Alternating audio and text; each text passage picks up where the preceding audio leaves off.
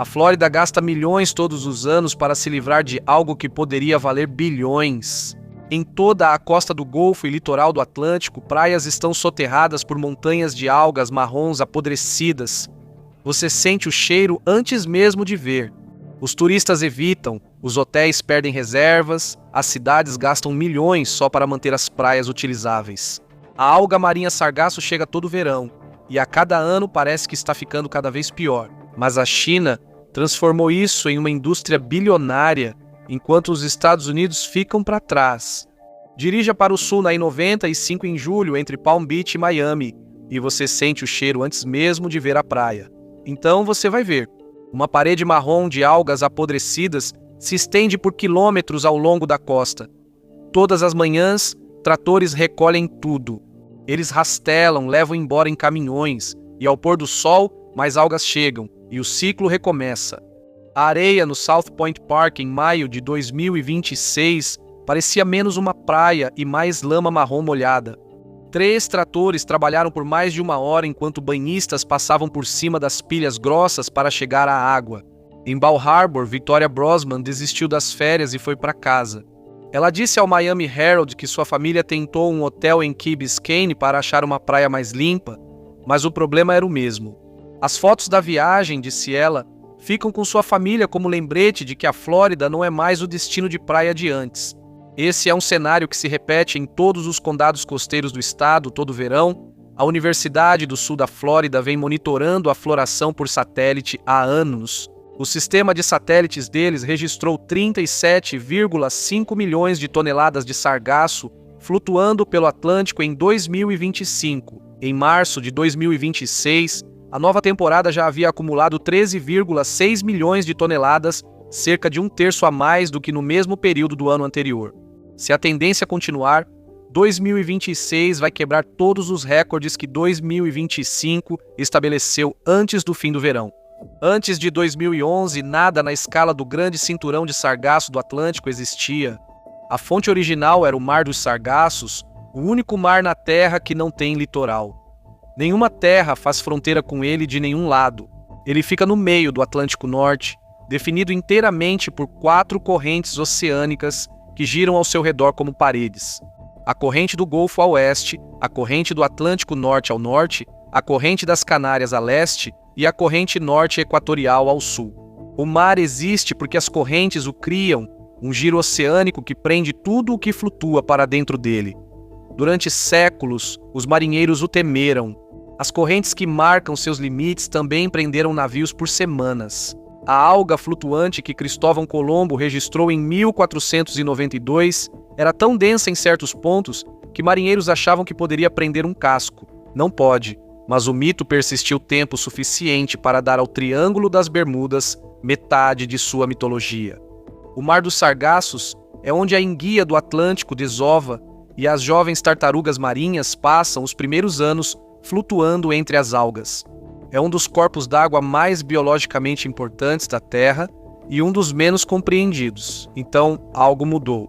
A proliferação, que ficava silenciosamente dentro daquele giro oceânico por milênios, começou a escapar dele. A maioria das teorias aponta para os mesmos gatilhos. Águas mais quentes e escoamento rico em nutrientes formaram um enorme novo cinturão de algas marinhas que se estende por milhares de milhas no Atlântico. A cada ano ela cresce, enviando onda após onda em direção ao Caribe e ao sudeste dos Estados Unidos. Um artigo de 2026 da Escola Rosenstiel de Ciências Marinhas, Atmosféricas e da Terra da Universidade de Miami identificou a origem de forma mais clara do que qualquer um havia conseguido antes. O autor principal, Francisco Barenvera, e sua equipe criaram um novo modelo de correntes oceânicas e o usaram para rastrear a primeira grande proliferação até as águas costeiras do Golfo da Guiné, na África Ocidental. A proliferação não foi descoberta quando começou. Quando os satélites a detectaram em 2011, os pesquisadores acreditam que ela já estava crescendo havia quase 2 anos.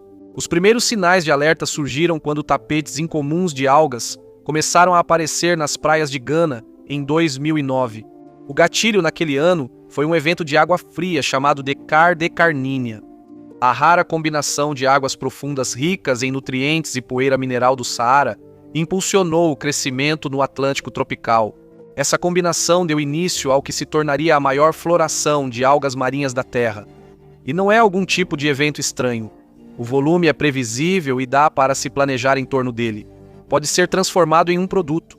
Todo país que recebe parte dessa floração começou a utilizá-la, exceto os Estados Unidos. Um estudo de 2026 da Woods Hole Oceanographic Institution estimou as perdas anuais da Flórida apenas com turismo e pesca em cerca de 2,7 bilhões de dólares, e ainda há os danos indiretos: restaurantes com menos reservas, passeios cancelados, quartos de hotel que ficam vazios. No total, chega a quase 5 bilhões de dólares por ano, em média.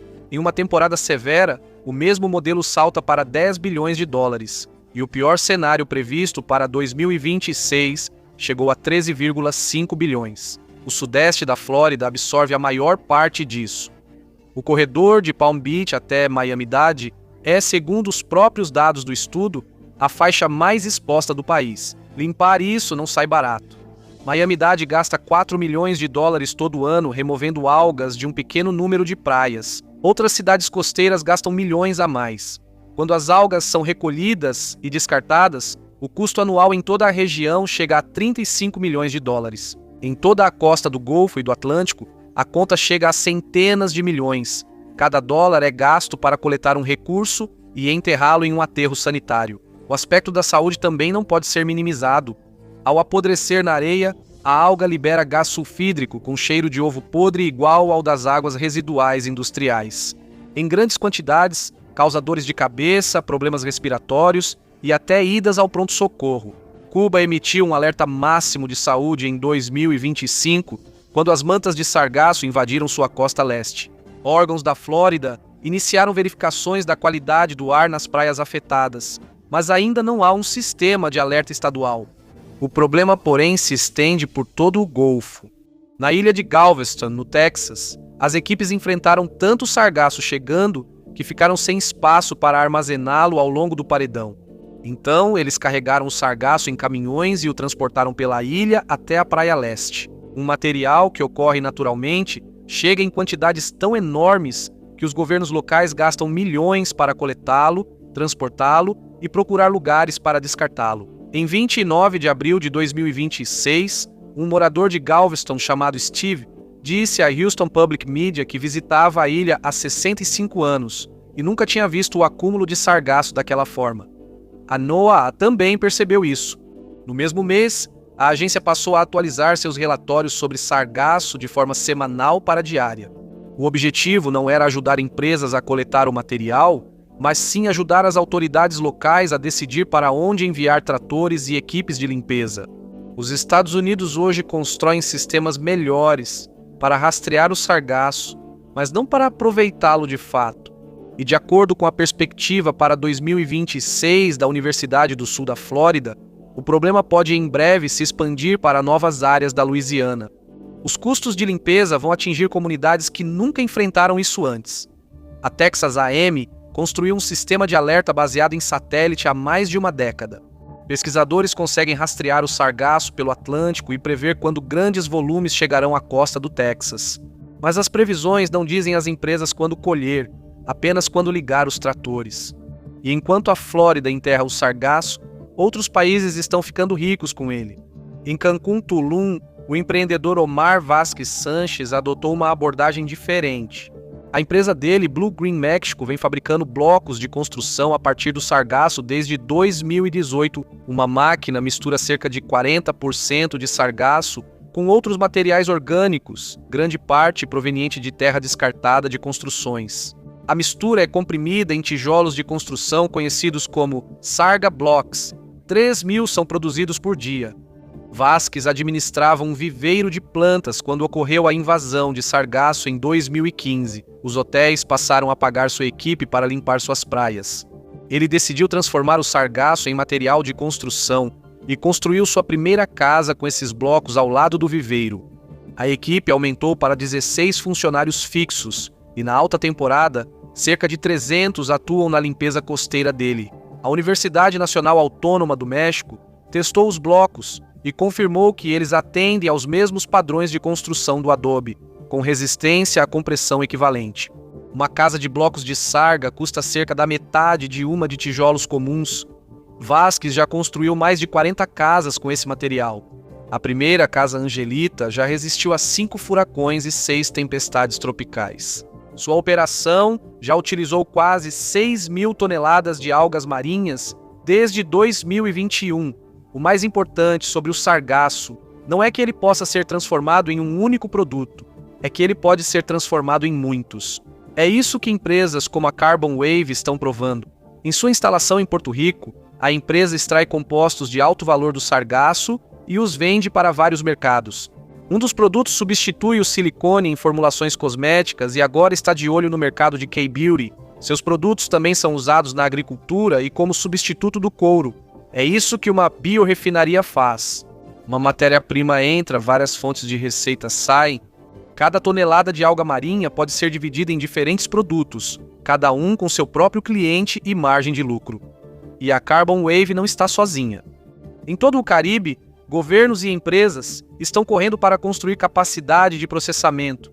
Barbados está experimentando transformar sargaço em combustível. Granada e a República Dominicana estão estabelecendo metas anuais de processamento que aumentam a cada ano. E a Europa avançou ainda mais. Instalações de processamento na França e em Portugal já recebem sargaço do Caribe e o convertem em ingredientes industriais para a agricultura e a indústria farmacêutica. Grandes fabricantes compraram empresas de processamento e integraram a cadeia de suprimentos. A maioria do alginato no mercado mundial passa por fábricas chinesas, e isso inclui o alginato que acaba nos alimentos e medicamentos americanos. O país conquistou essa posição após quase 20 anos de processamento de algas marinhas apoiado pelo Estado.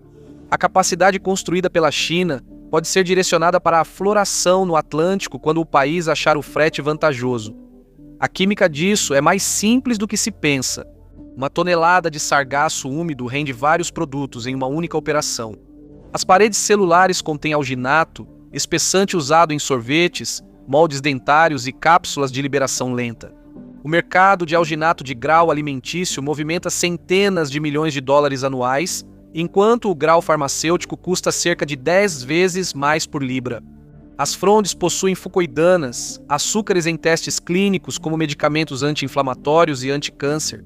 E a matéria vegetal também contém polifenóis com atividade antioxidante. A biomassa restante ainda pode ser usada na agricultura porque grande parte do seu nitrogênio, fósforo e potássio permanece. Em uma biorefinaria bem projetada, quase nada é desperdiçado. Mas o fato mais interessante não é que está no sorvete. O alginato de grau farmacêutico é um insumo direto na cadeia de suprimentos médicos da qual as Forças Armadas dos Estados Unidos dependem em combate. Quase todo ele é processado na China. Durante a Covid, o Pentágono revisou emergencialmente as vulnerabilidades da cadeia de suprimentos farmacêutica. Alginatos estavam entre os materiais com quase total dependência de fábricas chinesas. A China já demonstrou que vai restringir exportações estratégicas quando for conveniente. Vimos isso com galho, germânio e grafite. Alginatos ainda não está nessa lista. Ainda não. Mas a matéria-prima capaz de superar restrições futuras chega às praias dos Estados Unidos todo verão e é enterrada em aterros. A alga marinha que tem cheiro ruim em Miami em julho também pode salvar soldados americanos feridos de hemorragia. A cadeia de suprimentos entre esses dois fatos depende totalmente de instalações chinesas. Até meados de 2026, nenhuma biorefinaria comercial de sargaço em grande escala opera nos Estados Unidos continentais, e há um motivo para isso. O sargaço fresco contém cerca de 80% de água. Assim, ao ser transportado para aterros, a maior parte do peso levado é apenas água. São cerca de 4 libras de água para cada libra de matéria vegetal propriamente dita. O custo por tonelada dispara por causa de toda essa água. Um sistema de secagem pode reduzir a umidade para 20% antes de qualquer transporte, diminuindo os custos de transporte em quase 80%. A tecnologia já existe, mas o que falta são os incentivos. A maioria dos contratos de limpeza paga pela remoção de algas úmidas, não pelo processamento da biomassa seca. O sistema recompensa o descarte, não a utilização. E ainda tem os próprios trabalhadores. Uma operação de limpeza gera empregos sazonais de transporte, enquanto uma indústria de processamento emprega técnicos, químicos, operadores, tripulações, engenheiros e equipes de vendas. Um modelo paga as pessoas para mover o problema e o outro paga para resolvê-lo. O problema aqui não é a ciência ou a vontade, é simplesmente a política.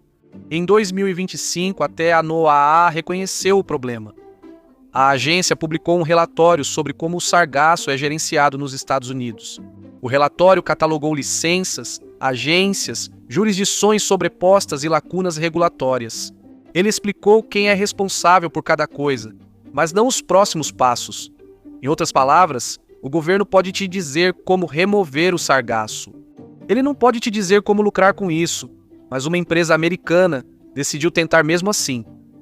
A Allgäu Organics foi fundada em 2014 por Johanna Dujon. A empresa sediada na Flórida coleta sargaço e o fermenta com um método patenteado. Dujon, então, vende o produto como um bioestimulante orgânico. Segundo registros da empresa na NOAA, o produto é usado em mais de 5.000 acres nos Estados Unidos. Testes de campo indicam que agricultores economizam até 20% nos custos com fertilizantes químicos e tem aumento médio de $990 americanos por acre nos rendimentos. A empresa exporta para 10 países e processa mais de 1 milhão de libras de sargaço todos os anos. Dujon fundou a Allgäu Organics na garagem dos pais aos 21 anos, depois de ver a invasão de sargaço devastar a economia de turismo e pesca da ilha onde nasceu. O governo gastava milhões para limpar as praias e no dia seguinte o sargaço voltava. Ele decidiu fazer uma pergunta diferente. E se isso não fosse lixo? Em 2020, a Forbes o incluiu na lista 30 Under 30 na categoria Manufatura. Agora, o Banco Interamericano de Desenvolvimento cofinancia seu trabalho. A empresa vende seu produto na Amazon. Em 2024, a Autoridade de Inovação de Miami-Dade concedeu à Allgäu Organics um investimento de $100 mil para testar um módulo móvel de fermentação, um container equipado com tanques que pode processar algas marinhas diretamente na praia. A empresa está levantando uma rodada seed de $4 milhões para expandir suas operações na Flórida. Esse é, basicamente, o panorama da indústria americana de sargaço. Uma empresa gera cerca de 1 milhão de libras por ano. Compare com as 38 milhões de toneladas que a floração atualmente produz anualmente em todo o Atlântico. A Universidade do Sul da Flórida estima que só o Caribe possui biomassa suficiente para fertilizar todas as fazendas dos Estados Unidos. Os Estados Unidos usam uma fração de 1% do que chega à costa. A Allgäu Organics está crescendo lentamente, a demanda existe, os preços dos fertilizantes aumentaram. Insumos orgânicos para fazendas são o segmento que mais cresce no mercado agrícola.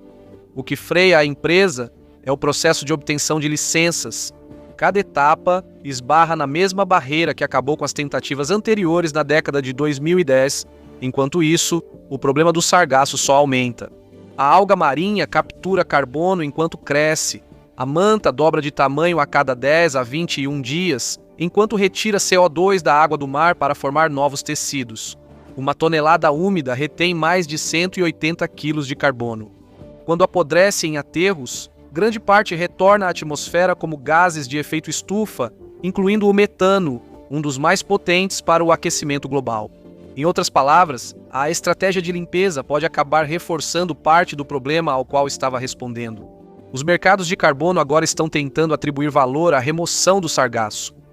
Os programas de compensação Verra e Gold Standard estão criando regras para a remoção de carbono baseada em algas marinhas. Uma fábrica que transforma sargaço em produtos duráveis pode obter fluxos de créditos no valor de dezenas de milhões de dólares por ano, além das vendas. Pegue um único volume grande de limpeza, cerca de 100 mil toneladas úmidas, semelhante ao que uma grande região costeira pode enfrentar em um ano intenso. Se essa biomassa for processada em vez de descartada, estimativas industriais conservadoras indicam cerca de 40 milhões de dólares só em compostos extraíveis. O conteúdo de bioestimulantes vale mais 15 a 20 milhões de dólares. O potencial de biogás adiciona mais 5 milhões. Projeções especulativas de créditos de carbono acrescentariam vários milhões a mais. Isso é apenas um condado.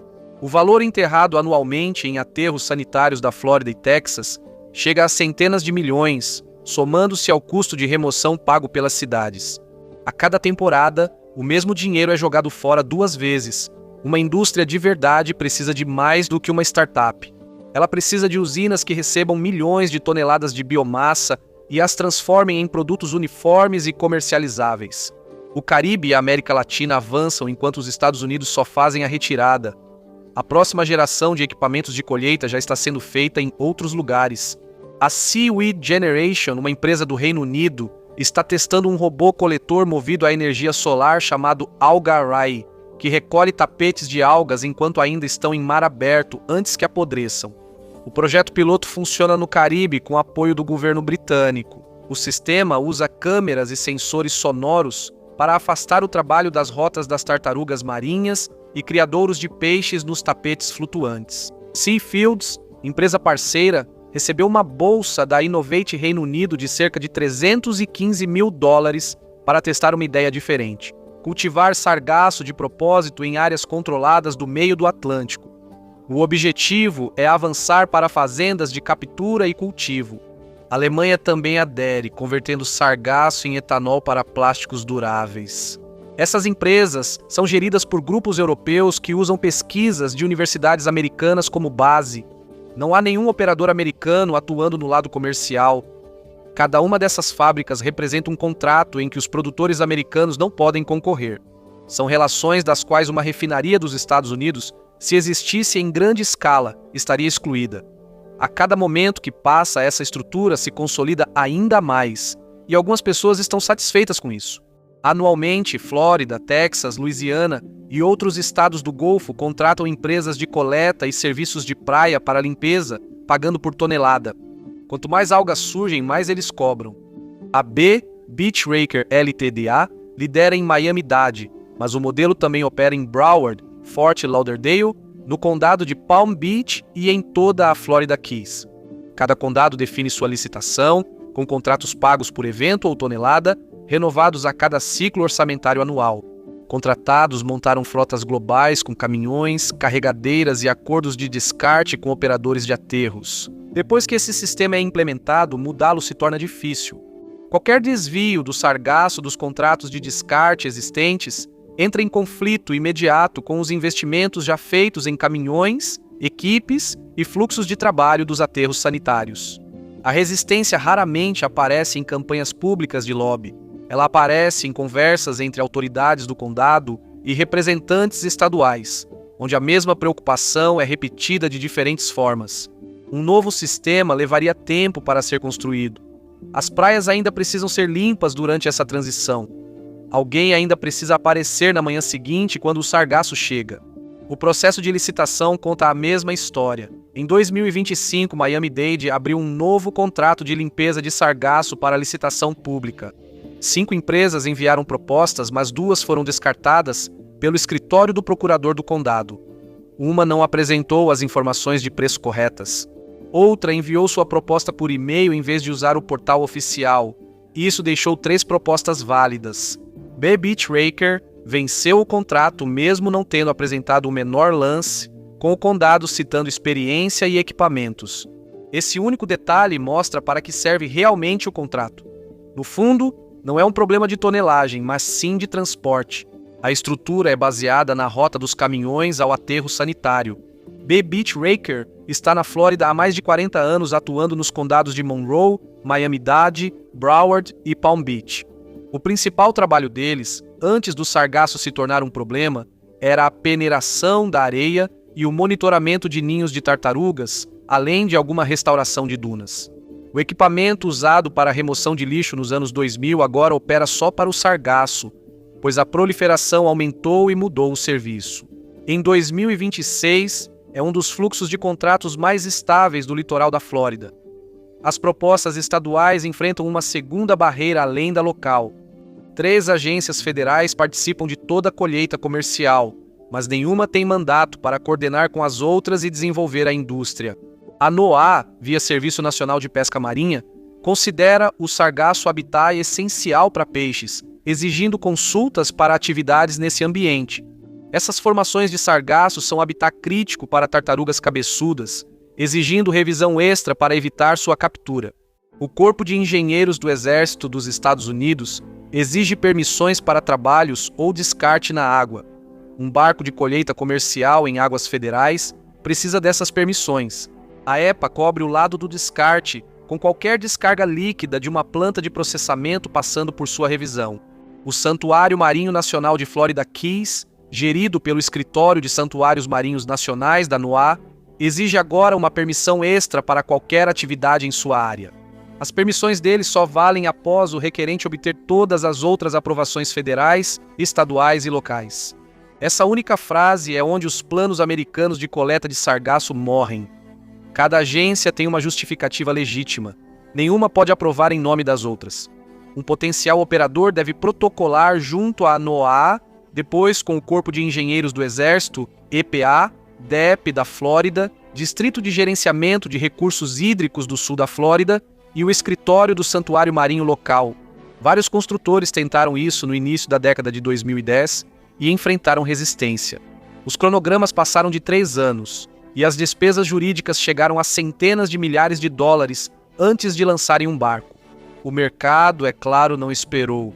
Foi para a China e para a Europa. Acima de tudo isso, há um único obstáculo. A maior parte do sargaço que chega à Flórida não está em águas estaduais, onde seria mais fácil capturá-la. Ele flutua na Zona Econômica Exclusiva Federal, a faixa de oceano que vai de 3 a 230 milhas da costa, onde a Lei de Terras da Plataforma Continental Externa dá ao governo federal os principais direitos. A Flórida pode limpar suas praias. Ela não pode, sozinha, permitir a colheita comercial na água, onde a captura realmente valeria a pena. Capturar as placas de sargaço no mar é o único modelo que pode ser ampliado. Assim que o sargaço chega à arrebentação, ele começa a apodrecer, perdendo compostos valiosos em poucas horas e acumulando areia e lixo que atrapalham o processamento posterior. A biomassa deve ser capturada viva em mar aberto e levada à usina antes de começar a se decompor. Para fazer isso, é necessária uma autorização federal que não existe. Parlamentares estaduais da Flórida, Texas e Louisiana analisaram operar um sistema multiestadual dentro do limite estadual de 3 milhas e contestar a reivindicação federal na Justiça.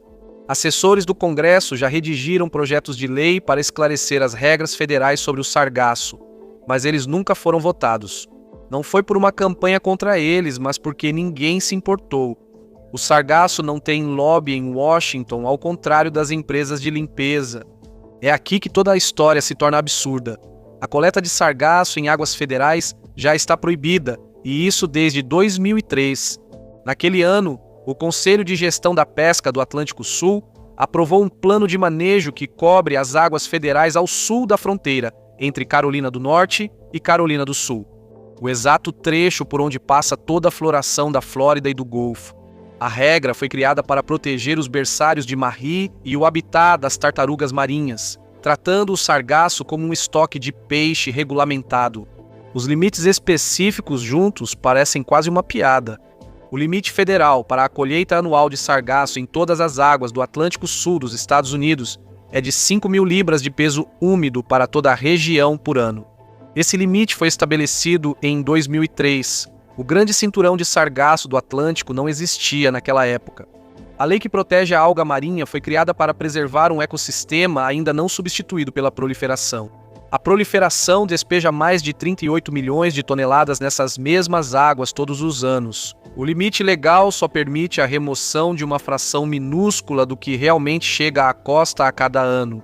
É tão pequeno que mal faz diferença em relação ao volume total que chega, e fica ainda mais rigoroso a partir daí. A colheita só é permitida de novembro a junho para proteger as tartarugas marinhas. Um observador oficial deve estar a bordo de cada barco. Nenhuma colheita é permitida a menos de 160 quilômetros da costa. As redes são limitadas a uma malha de 10 centímetros em uma armação que não pode ser maior que 1,20 m por 1,80 m. As regras da Flórida ainda se somam a tudo isso. Moradores podem retirar até 45 quilos de sargaço de canais ou águas costeiras do estado com licença de pesca recreativa. Quantidades maiores exigem licença comercial para produtos marinhos. O Departamento Estadual de Proteção Ambiental Exige também licença de controle de construção costeira para limpezas com equipamentos pesados. Ferramentas manuais são isentas, mas tratores não. Então, um residente da Flórida pode recolher sargaço da praia com as próprias mãos. Uma startup que quer expandir enfrenta 3 obstáculos: proibição federal, verificação de licença estadual e autorização para atuar na praia, tudo antes de comprar um barco. O governo federal proibiu a coleta 20 anos antes de a proliferação se tornar uma crise, e o Estado não pode anular a proibição federal. A contratada da limpeza é a única via legal para essa alga. A proliferação que escapou do Mar dos Sargassos agora está mudando isso. À medida que a produção de sargaço no Atlântico tropical aumentou, a química e a estrutura do giro oceânico começaram a mudar. As tartarugas marinhas juvenis passam os primeiros anos à deriva nas algas e agora encontram um ecossistema diferente do que sua espécie evoluiu. Espécies de peixes que não são encontradas em nenhum outro lugar da Terra, aquelas que vivem totalmente dentro desse giro oceânico, estão se adaptando a condições sem precedentes históricos. Um mar sem costas está sendo remodelado pela própria proliferação que ele produziu. O giro oceânico que Cristóvão Colombo descreveu já não se comporta como quando ele o encontrou. E a resposta do país mais afetado pelo que escapou desse giro oceânico é um trator e um aterro sanitário. Existem 3 maneiras de isso terminar. Nada muda. A proliferação cresce, custos de limpeza sobem e cadeias estrangeiras se consolidam até fechar a janela para a indústria americana. Esse é o caminho da inação. E, a partir de 2026, esse é o caminho atual. O segundo é uma ação independente dos estados. Flórida, Texas e Louisiana têm o sofrimento e a linha costeira para agir por conta própria. Eles poderiam operar em vários estados na faixa de 3 milhas das águas estaduais e entrar com uma ação judicial contra a reivindicação federal. O caminho é difícil, mas possível. O impulso é real e também avança mais devagar do que o mercado global. O terceiro caminho é um projeto de lei federal. Vários projetos de lei já existem nos gabinetes do Congresso e todos giram em torno da mesma estrutura central. Um deles nomearia uma agência federal principal responsável pela gestão do sargaço. Outro criaria um caminho legal claro para a colheita comercial, em vez de tratar todo o sargaço como resíduo por padrão. Um terceiro definiria padrões para extração em alto mar, permitindo que as empresas saibam o que é permitido. A estrutura é baseada em sistemas já usados pelos Estados Unidos para energia eólica offshore e concessão de minerais. E o argumento econômico já foi apresentado repetidamente por pesquisadores universitários sem interesse financeiro no resultado. Tudo o que falta é autorização. A votação será realizada quando a próxima floração recorde for notícia nacional. Os dados de 2026 já indicam isso. Fotos de praias da Flórida soterradas vão atingir uma escala que derruba os números do turismo. Os custos de limpeza em um condado vão subir para um total embaraçoso. A janela vai se abrir, e esse momento está se aproximando. O caso do sargaço não é o primeiro em que esse padrão se repete. Esse roteiro se repetiu em todas as grandes disputas por recursos nos Estados Unidos nos últimos 30 anos, e costuma terminar igual. Os Estados Unidos lideraram a pesquisa em energia solar fotovoltaica nos anos 1990. Bell Labs criaram a primeira célula solar de silício prática.